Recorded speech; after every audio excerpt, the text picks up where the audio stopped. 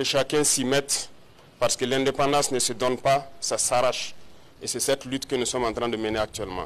Depuis quelques semaines, je dirais, de cela, il y a des rumeurs de tentatives de déstabilisation de notre pays. Et je pense que certaines presses de la place ont aussi relaté certains faits. Alors, en tant que travailleur de la présidence, c'est un devoir de pouvoir vous donner l'information juste et que vous puissiez aussi informer d'autres personnes en retour. Et surtout pour votre gouvernement et votre sérénité dans le travail. En effet, depuis très longtemps, nous suivons effectivement une cellule dans un pays voisin qui est dirigée par des services de renseignement occidentaux, dirigés principalement contre notre pays. Et les opérations devraient principalement commencer en fin mai. Ça devait consister donc à une guerre de communication intense contre notre pays, ce que vous avez suivi. En plus de cela, il devait y avoir donc une guerre informatique également. Nos systèmes informatiques devraient être attaqués pour créer un blackout.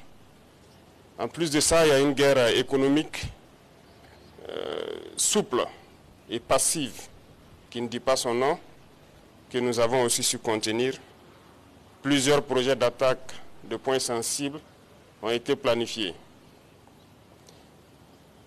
L'autre phase, c'était donc des assassinats ciblés qui ont été aussi planifiés.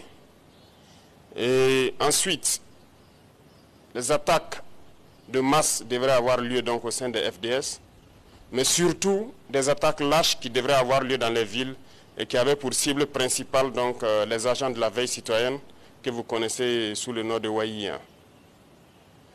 Donc nous avons suivi effectivement le déroulement de leur plan et l'assaut final devrait donc avoir lieu à travers un recrutement, si je peux dire ainsi, d'agents à l'intérieur donc de nos rangs.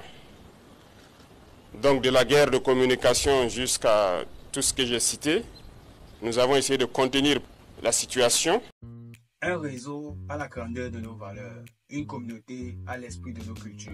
Et juste pas de télécharger notre réseau social africain Jibawa, actuellement disponible sur App Store et Play Store. Il profite pleinement de nos services tels que des blogs, des marketplaces, des forums et bien d'autres encore. Jibawa, le réseau social africain.